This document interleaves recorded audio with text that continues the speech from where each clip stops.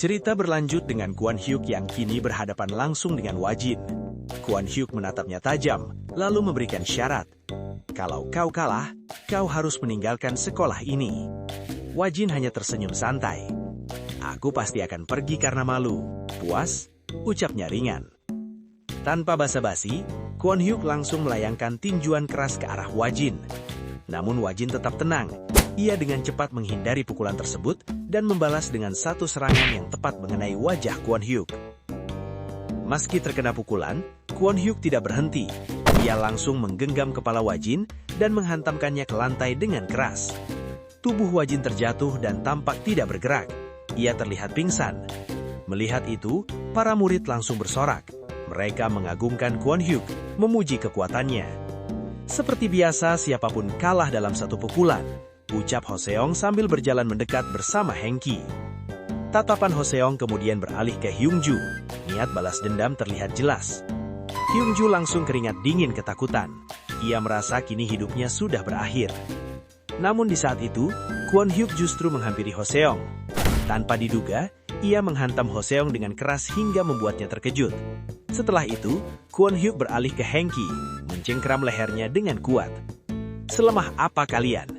Sampai guru seperti ini hampir menghapus sistem kita," ucap Kwon Hyuk penuh amarah. Tak tahan lagi, ia langsung menghantamkan lututnya dengan keras, membuat Hengki tersungkur. Setelah itu, Kwon Hyuk berdiri dan mulai berpidato di hadapan semua murid. Ia mengatakan bahwa sekolah lain kini sudah melupakan kekuatan sekolah Gwontaek. Ia mengajak semua orang untuk kembali menunjukkan dominasi mereka. "Kita akan menghabisi sekolah lain dan kembali menjadi yang teratas." Pidatonya ditutup dengan kalimat tegas. "Kita harus menghapus legenda lama dan mencatat legenda baru." Tiba-tiba, terdengar suara tawa. Semua orang terkejut. Wajin tertawa.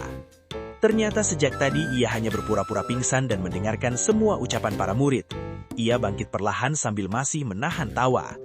Wajin berjalan mendekat, lalu mengambil rokok dari mulut Kwon Hyuk. "Ternyata otakmu yang paling dangkal di sini ya," ucapnya santai. Ucapan itu langsung memancing amarah Kwon Hyuk. Tak mampu menahan diri, Kwon Hyuk langsung melayangkan pukulan terkuatnya ke arah Wajin. Namun dengan santai, Wajin membalas dengan hantaman siku. Hantaman itu membuat tulang rusuk Kwon Hyuk patah. Ia langsung tersungkur kesakitan. Wah, sepertinya tulangmu retak tuh," ucap Wajin ringan. Ia kemudian berbicara seolah sedang mengajar. "Hukum Newton ketiga, hukum aksi dan reaksi. Semakin besar gaya yang kamu keluarkan, semakin besar juga gaya yang kamu terima." Sementara itu, Kwon Hyuk tanpa kesakitan dan berkeringat dingin. Wajin perlahan mendekatinya. "Main-main dengan uang, kamu akan tertimpa musibah karena uang.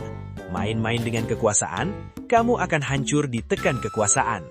Ia mendekatkan wajahnya. "Main-main dengan kekuatan, kamu akan mati gara-gara kekuatan. Itulah prinsip dari pendidikan sejati." Setelah mengatakan itu, Wajin menyentil bagian tulang Kwon Hyuk yang patah, membuatnya berteriak kesakitan. Wajin lalu menoleh ke arah para murid. "Oi, Raja, mulai sekarang kasta anak ini adalah pelayan khusus Raja." Hyungju yang mendengarnya langsung berkeringat dingin, tubuhnya gemetar ketakutan. Wajin berbalik, lalu berkata pelan kepada Kwon Hyuk. "Sekarang, rasakan bagaimana sensasinya berada di tempat paling bawah." Waktu berlalu. Hampir 2 minggu sejak Kwon Hyuk menjadi pelayan. Kini ia tampak lebih tenang. Tidak seperti sebelumnya yang sangat marah untuk menjalani tugasnya, dan Wajin selalu memberi hukuman.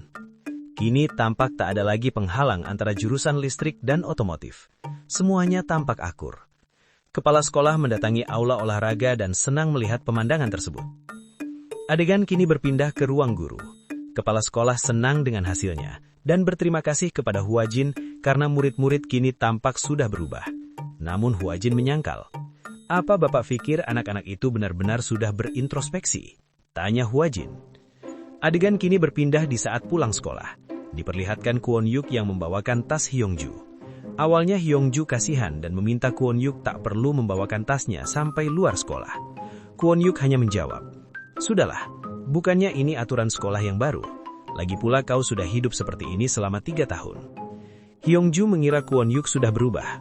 Namun sebenarnya Kwon Hyuk menunggu tulangnya yang patah itu sembuh sebelum ia membalas dendam. tiba-tiba datang anak-anak sekolah lain yang ternyata itu adalah anak-anak yang sebelumnya dihajar oleh Kwon Yuk.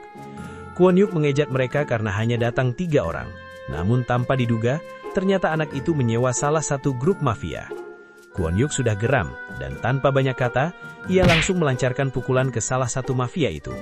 "Memang kenapa kalau kalian mafia? Badan kalian dari besi," ucap Kwon Yuk. Kemudian ia melancarkan pukulan ke salah satu mafia yang tampak seperti pemimpin.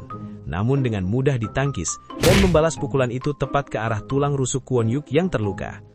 Kwon Yuk sangat kesakitan, dan orang itu memperkenalkan diri, yang ternyata adalah alumni Guwon-taek peringkat 1 terkuat 8 tahun lalu. Adegan berpindah, kita flashback ke masa lalu Kwon Yuk.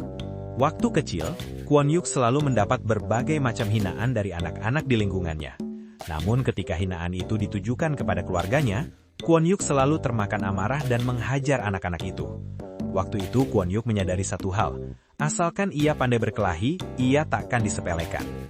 Adegan kembali ke masa sekarang, Kwon Yuk dibuat babak belur oleh para preman itu, dan kini ia merasa sangat ketakutan. Dan Kwon Yuk mengaku kalah dengan wajah yang bersimbah darah. Preman itu berdiri dan melapor, menawarkan jasa tambahan supaya Kwon Yuk benar-benar kapok. Kwon Yuk sudah lemas, tak mampu lagi melawan. Seperti yang bisa kita lihat, ia menangis ketakutan. Adegan berpindah. Kwon Yuk dan Hyung Ju dibawa ke sebuah kawasan proyek. Di sana, para preman itu berniat untuk mematahkan tangan Kwon Yuk supaya tidak lagi bisa meninju. Kwon Yuk memohon untuk dilepaskan, namun tidak dianggap. Hyung Ju yang melihat kejadian tersebut begitu ketakutan. Ia memang membenci Kwon Yuk karena 3 tahun kehidupannya di sekolah hancur karena aturan yang dibuatnya. Namun melihat kejadian itu, ia merasa bahwa hal yang demikian sudah terlalu berlebihan. Sebelum kaki preman itu mendarat ke tangan Kwon Yuk, Hyung Ju berlari dan membuat kaki preman itu mendarat ke punggungnya. Hyung Ju kesakitan hingga darah keluar dari mulutnya. Kwon Yuk dan preman itu kaget melihat apa yang dilakukan Hyung Ju. "Sudah cukup," ucap Hyung Ju. Tanpa banyak bicara, preman itu menampar Hyung Ju dan menghajarnya, membuat jam tangan Hyung Ju berbunyi, yang ternyata jam tangan itu diberikan oleh guru dan terhubung langsung ke ponsel Hwa Jin, yang membuat alarm di HP Hwa Jin berbunyi, dan terlihat lokasi terkini Hyung Ju. Di sisi lain, Hyung Ju tetap menerima hantaman keras dari preman tersebut, hingga babak belur, dan Hyung Ju tersungkur lemas. Tanpa diduga, kini Hwa Jin sudah berada di sana. Ia sangat geram melihat kedua muridnya dibuat babak belur. "Bocah, jelaskan dengan singkat dan padat," ucap Hwa Jin pada Hyung Ju. Dengan nada lemas, Hyung Ju memberitahu bahwa mereka adalah preman yang membuka jasa menghabisi berandal. Setelah mendengar itu, Hwa Jin hanya tersenyum. Tiba-tiba salah seorang preman maju dan mengancam Hwa Jin dengan pisau. Namun itu bukanlah ancaman berarti bagi Hwa Jin. Dengan sigap, Hwa Jin langsung mematahkan lengan preman tersebut, yang langsung membuatnya jatuh kesakitan. Belum sampai di situ, tangan Hwa Jin langsung meraih kepalanya dan menghantamkannya ke lantai dengan keras. Semua orang di sana tertegun melihat kejadian yang begitu cepat itu. Tampak raut wajah Hwa Jin yang begitu marah. "Karena kalian bukan murid, aku nggak perlu menahan diri kan?" ucap Hwa Jin dingin.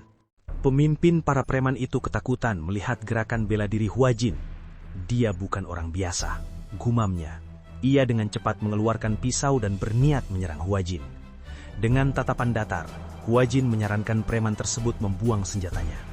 "Bila tidak, aku akan menganggapnya perang," ucap Hwa Jin. Preman tersebut langsung berlari berniat membunuh Hwa Jin. Namun di sini Hwa Jin memasang kuda-kuda siap bertempur. Dengan tenang, Hwa Jin menangkis setiap serangan preman itu. Preman itu sedikit terkejut melihat Hwa Jin mampu menangkis serangannya dengan tangan kosong. Perlahan ia menyadari kuda-kuda Hwa Jin. "Sial, aku memilih lawan yang salah," ucapnya. Hwa Jin dengan tatapan siap membunuh akhirnya menangkis dan membuang pisau itu. Dan tanpa banyak kata, langsung menghujamkan hantaman siku kepada preman itu. Sebelum lawan memberikan perlawanan, ia langsung menendang dan membuat preman itu kehilangan keseimbangan. Hwa Jin langsung memberikan pukulan telak ke wajah preman itu, menghujamkannya berkali-kali. Tatapan Hwa Jin begitu mengerikan, dan kini preman itu menyadari, gerakan tanpa ragu ini Krav Maga. Dia berniat membunuhku, gumam preman itu. Hwa Jin belum selesai memberi pelajaran. Ia menjambak kepala preman tersebut dan langsung memberikan pukulan keras. Semua orang yang melihatnya begitu ketakutan melihat kengerian yang terjadi di depan mereka.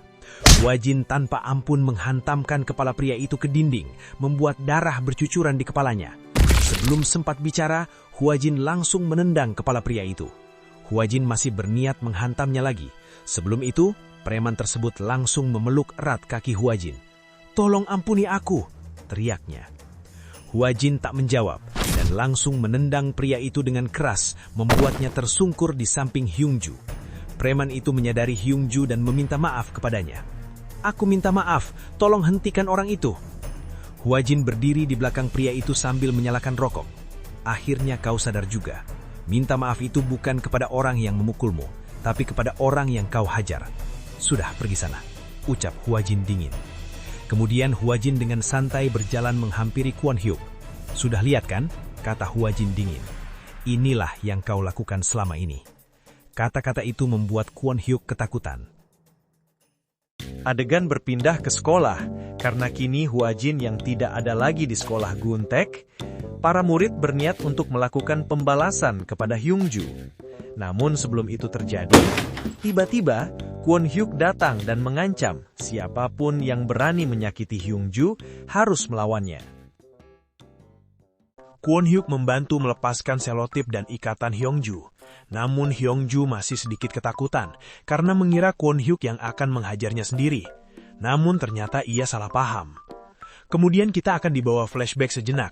Di malam saat Wajin menyelamatkan mereka, Kwon Hyuk teringat tiap kata-kata Wajin yang membuatnya berpikir ribuan kali. Kembali ke masa sekarang, sebelum pergi, Kwon Hyuk berbalik. "Jangan salah paham, aku melakukan ini bukan karena diancam Pak Guru. Hanya saja yang kau lakukan semalam sedikit keren," kata Kwon Hyuk. Sejak saat itu Hyungju tak pernah lagi dirundung di sekolah. Kwon Hyuk pun kini berhenti bertengkar dan mulai belajar dengan sungguh-sungguh. Setelah lulus mereka kembali bertemu dan bekerja di perusahaan mobil yang sama. Adegan kini berpindah ke Departemen Pendidikan. Di sini kita diperlihatkan Wajin yang sedang berdiskusi dengan Kang Sok.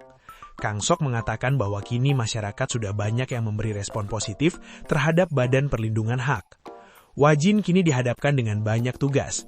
Ia sempat terkejut melihat laporan yang terjadi banyak sekali kasus di satu sekolah. Namun ia sedikit ragu setelah melihat bahwa tugas selanjutnya adalah sekolah SMA Putri.